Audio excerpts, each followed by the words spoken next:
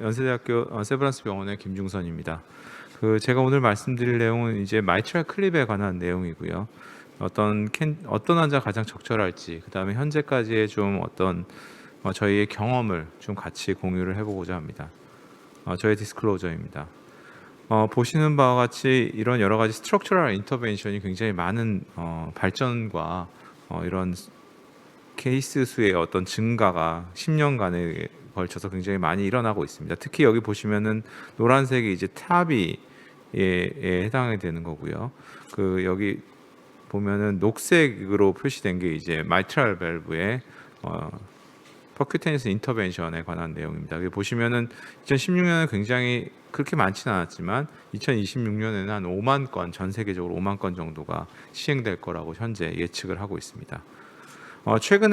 올해 나온 제게 나온 페이퍼를 보면은 2014년부터 2020년 첫 번째 퍼스트 쿼터까지의 미국에서 이제 TVT 레지스트리의 데이터입니다. 이거 보시면은 티어라고 그래서 트랜스 카테터 H2H 리페어의 건수가 한 33,000건 정도 시행을 했다고 되어 있고요. 평균 나이는 한 80세가 되어 있고, 하나 이제 흥미로운 것 중에 하나는 메디안 하스피탈 스테이가 2014년에는 한 3일 정도 됐는데 2019년에는 거의 하루 정도로 이게 줄어들었다고 되어 있습니다. 모탈리티는 5.6에서 4.6으로 감소되었고요. 하나 더더욱 흥미로운 것 중에 하나는 2014년에는 한 1,100건이 이루어졌다 그러면은 2019년에는 10,000건이 이루어졌고 2020년에는 한 10배 이상 현재 증가되는 것으로 되어 있습니다. 그 외에도 이제 트랜스마이트랄 밸브 리플레이스먼트, 카테터 밸브 리플레이스먼트도 현재 3,500건 정도가 현재 시행되는 것으로 알려져 있습니다. 이게 앞서서도 말씀드린 것처럼 마이트랄 클립이라는 이런 프로시저는 2003년에 퍼스트 인맨으로 시행됐음에도 불구하고 국내에서는 2020년에서야 이제 도입되게 됐고요. 현재는 2021년이 돼서 마이트랄 클립의 G4 시스템, 전 세계적으로 이제 가장 많이 사용하는 시스템입니다. 그래서 우리나라에서도 이게 가능하게 되었습니다. 이런 마이트랄 클립은 앞서서 말씀드린 것처럼 서저리와 비교를 하면 당연히 이 에피커시 면에서는 유용할 같이 이제 컴패러블하지 못한 면이 있긴 하지만, 보시는 바와 같이 한 6개월 정도까지 괜찮았던, 시술이 잘 되고 괜찮았던 환자에 있어서는 5년까지 팔로우를 해보면은 이런 기존의 서저리와 거의 컴패러블한 결과를 보고한 바 있습니다. 그래서 현재까지의 가이드라인을 보면은 프라이머리 MR 같은 경우는 대부분의 경우에서는 서저리가 골드 스탠다드로 되어 있고요. 이런 하이 리스크나 프로히비티브 서지컬 리스크가 있는 환자에서 이런 아나토미가 페이버러블 하다면은 트랜스 카테터 H2H 마이트럴 밸브 리페어가 현재 클래스 2A 인디케이션 얘기를 하고 있습니다.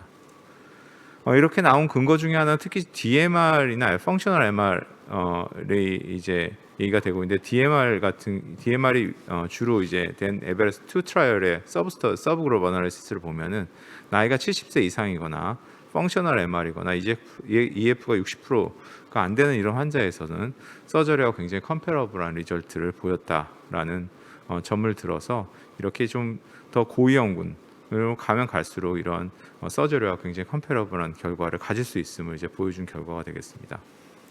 그럼 이런 환자들이 이렇게 왔을 때 우리 모든 환자에서 다 가능할까? 사실은 이제 이런 몰폴로지를 보고 하는데 대부분은 이제 이런 아나토미컬 모폴로지상에서 센트럴 MR이거나 MVA가 충분하거나, 그 다음에 리플렉 사이즈가 이제 저희가 그라스핑하기에 충분한 이런 경우에 있어서 이렇게 저희가 옵티멀 모폴로지라고 얘기를 하고 있습니다. 하지만 이제 뒤에서도 케이스를 보여드릴 텐데, 실제 임상에서는 이렇게 옵티멀한 몰폴로지를 가지고 시술하는 경우는 그렇게 많지는 않습니다. 대부분 챌린징한 몰폴로지가 굉장히 많고요. 그 다음에 경우에 따라서는 이렇게 언스터블한 모폴로지까지도 저희가 해야 되는 경우가 발생할 수 있는 것으로 되어 있습니다. 그래서 이걸 간단하게 살펴보시면 결국 로케이션이 센트럴인 경우는 좀 더 옵티멀하고, 그 다음에 이렇게 펑셔널에 있어서 프레일 갭이나 텐팅 하이트를 봐서 이 정도가 11 정도의 어떤 텐팅 하이트나 프레일 갭인 경우는 저희가 시술하는데 유용하겠다. 그 다음에 플레이 위드스가 15mm보다 작거나, 결국 MVA가 이제 문제가 되는데 결국 이제 클리핑을 하게 되면은 이런 MVA가 줄어들기 때문에 마이트럴 스테노시스의 리스크가 올라갈 수밖에 없습니다. 그래서 MVA가 충분한 이런 경우에 있어서 우리가 지금 옵티멀한 몰폴로지라고 얘기를 하고 있고요. 이런 거를 다 따져서 저희가 시술을 할지 말지를 이제 현재는 결정을 하고 있습니다.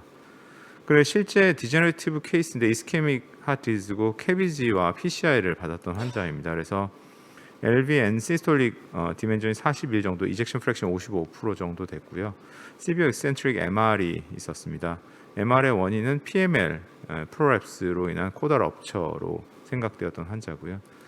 보시면 이렇게 이제 T를 하고 나서 이거는 이게 마이트랄 클립이 가능할지 안 가능할지를 저희가 측정을 하게 됩니다. 그래서 각각 이제 어떤 것들을 측정하고 플레일 갭이라든가 플레일 위드스, 그다음에 MVA를 다 측정을 하고 위치를 다 보고 이렇게 하는데 그 플레일 갭이나 플레일 위드스는 뭐 적절하다고 하지만 MVA가 좀 작고요.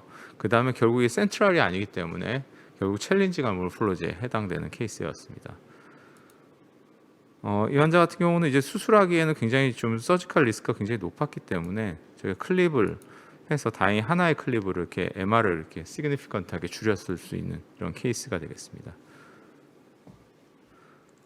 두 번째로 이제 펑셔널 MR인 경우는 어떻게 할 거냐라는 건데요. 결국 펑셔널 MR에서는 어떤 서저리의 랜덤 클리니컬 트라이얼에 있어서도 이런 메디컬 세라피보다의 우월함을 증명하지는 못했기 때문에 서저리의 롤에 있어서는 좀 약간 의구심이 되는 부분이 많은 어떤 MR의 군인 것 같습니다.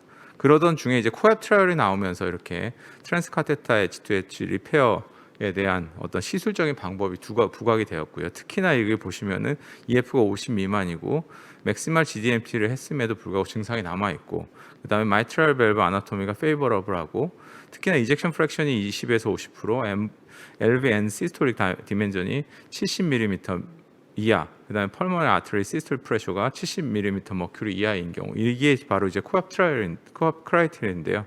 여기에 맞는 경우는 이제 티어의 어떤 레코멘데이션 클래스 2A로 이제 미국 가이드라인에서 이제 하기 시작을 했습니다.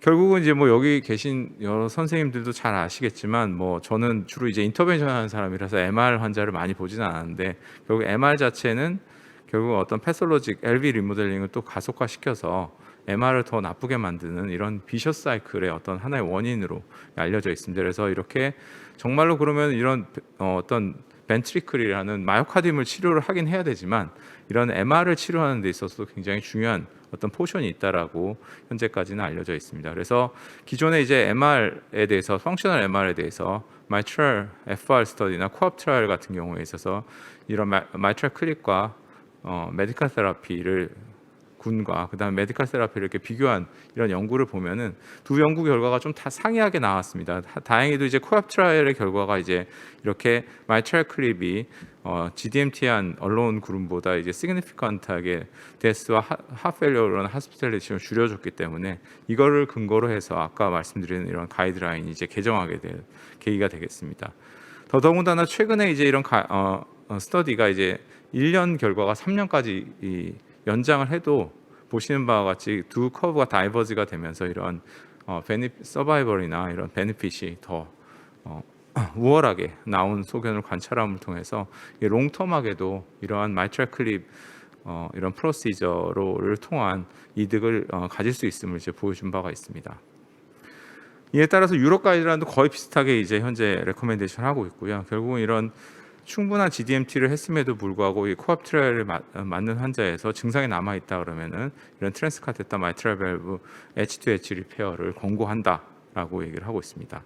하지만 이 권고 사항 중에는 굉장히 중요한 문구가 있는데, 결국은 멀티 디시플리너리 팀 어프로치를 해서 적절한 환자와 적절한 GDMT를 했는지에 대한 이런 부분에 대해서 굉장히 강조를 하고 있습니다. 그래서 이 코앱 트라이얼에서 인클루전 크라이테리아를 조금 더 자세히 보면 에코카디오그래픽 인클루전 크라이테리아는 앞서 말씀드린 이런 MR이 있으면서 LV 이젝션 프랙션이나 시스톨릭 디멘전 뿐만 아니라 EROA를 측정해서 0.3 이상이거나 펄머너리 베인 시스톨 플로우 리버설이 있는 경우면 하겠지만, 이게 조금 더 작은 경우에 있어서 다음과 같은 크라이테리아를 만족하고, 이게 더 작은 경우에 있어서는 다음과 같은 크라이테리아를 조금 더 스트릭트하게 이렇게 환자를 셀렉션 하라라고 현재 알려져 있습니다. 그래서 그럼 어떤 펑셔널 MR을 치료를 할 거냐, 결국은 좀 정리를 해보면 EROA가 스퀘어 밀리미터 혹은 리거전트 볼륨이 45 이상인 경우와 그다음에 이젝션 프랙션이 20에서 50%, 그다음에 결국에는 맥시멀 GDMT를 꼭 했는데도 불구하고 증상이 남아 있는 경우, 이런 경우에 있어서 하는 게 좋겠다. 그래서 이 그림을 보면 결국은 그 중에서도 이렇게 디스프로포셔네이티드 MR, 즉 LV의 딜라테이션에 비해서 MR이 조금 더 심한 이런 환자에서 적용을 했을 때 마이트랄 클립 프로시저가 조금 더 유용할 수 있다라고 현재까지는 알려져 있습니다. 그래서 환자를 보면은 DCMP의 펑셔널 atrial MR 케이스고요. 이젝션 프랙션 38%고 LV 시스토릭 디멘전이 59였던 환자입니다. 그 다음에 EROA가 47이었고요. 리건스트 볼륨이 68이었기 때문에 굉장히 코압 트라이얼에 굉장히 크라이테리아에 적절한 환자군이었고 TR도 심했던 환자였습니다.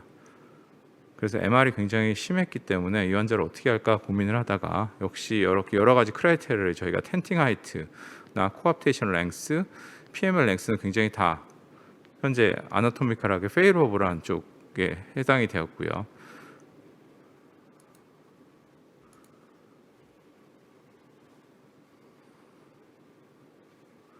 그 다음에 MVA도 4.45로 이거 괜찮은 환자였습니다. 그래서 굉장히 여러 가지 크라이테리아가 잘 맞는 환자였고, 프로시저는 저희가 클립을 2개를 넣었습니다. 퍼스트 클립과 세컨드 클립을 넣고 나서 MR을 시그니피컨트하게 이렇게 줄였던 환자가 되겠고, 더더군다나 이제 TR까지 줄어서 환자는 굉장히 퀄리티 오브 라이프도 개선되고 여러 가지 심톰이 개선됐던 환자가 되겠습니다. 현재 클립 시스템을 보면은 간단하게 말씀드리면은 4가지 클립 시스템이 이제 현재 있습니다. 정상 사이즈와 XT 더 긴 거와 더 이제 와이드 타입으로 이렇게 나와 있어서 이런 거를 근거로 해서 어떤 아나토미에서 어떻게 적용을 할지 현재 이런 식으로 레코멘데이션을 하고 있습니다. 그다음 코스트 이펙티브니스에 대해서 잠깐 말씀드리면, 코스트 이펙티브니스는 사실은 이거는 메디컬 테라피하고 이제 비교한 게 거의 대부분이고요. 굉장히 많은 논문들이 현재 나와 있고, 결국 결론을 보면 미국에서나 그다음에 영국에서나 일본에서 이 데이터들이 나와 있는데, 서지컬 리스크가 높거나 인오퍼러블 케이스에서는 메디컬 테라피에 비해서 역시나 이렇게 코스트 이펙티브하다. 물론 초기 비용이 굉장히 높긴 하지만 코스트 이펙티브한 면을 굉장히 많이 증명한 바 있습니다. 퀄리티 오브 라이프 면에 있어서도 여러 데이터를 보면은 프로시저 후에 이렇게 팔로우를 계속하면 2년까지도 이렇게 퀄리티 오브 라이프가 이게 향상되는 소견을 관찰할 수 있고요. 최근에 나온 미국 TVT 레지스트리에서 보면 30일째 결과도 보면은 퀄리티 오브 라이프가 프라이머리 혹은 세컨더리 MR 모두에 있어서 이런 퀄리티 오브 라이프를 향상시켜 줄 수 있다라고 이제 보고한 바 있습니다. 그래서 이상을 좀 정리해 보면은 결국 이런 마이트랄 클립이라는 마이트랄 티어 이런 프로시저 자체가를 성공적으로 하기 위해서는 이제 옵티멀 캔디데이터를 선정하는 게 굉장히 중요할 것 같고요. 그거를 통해서 결국은 어떤 석세스풀 리절트와 컴플리케이션을 이제 피할 수 있을 것으로 생각을 하고 있고, 결국 하지만 이제 진짜 리얼월드에서는 여러 선생님들도 경험이 있으신 선생님들은 아시겠지만 챌린징한 케이스가 거의 굉장히 자주 만날 수 있는 이런 케이스들이라고 말씀을 드릴 수 있을 것 같습니다. 그리고 또 하나 이제 최근의 변화 중에 하나는 티어라는 이 자체가 세컨더리 MR에서는 거의 퍼스트 라인 트리트먼트 옵션으로 이제 제시되고 있다라고 말씀드릴 수 있을 것 같습니다. 그리고 마이트랄 클립 G4 시스템이 최근에 이제 국내에도 도입이 됐는데, 이걸 도입됨으로 인해서 굉장히 다양한 아나토미에서 좀 더 시술을 쉽게 할 수 있는 이런 환경이 조성이 됐다라고 말씀을 드릴 수 있을 것 같습니다. 마지막으로 이제 마이트랄 클립 자체는 이제 어떤 기존의 이제 메디컬 테라피만 가능했던 군에 비해서 메디컬 테라피에 비해서 초기 비용은 좀 들지만 코스트 이펙티브하고 환자에 있어서는 퀄리티 오브 라이프를 좀 증가시킬 수 있는 이런 유용한 어떤 트리트먼트 옵션이라고 말씀을 드릴 수 있을 것 같습니다. 이상 경청해 주셔서 감사합니다.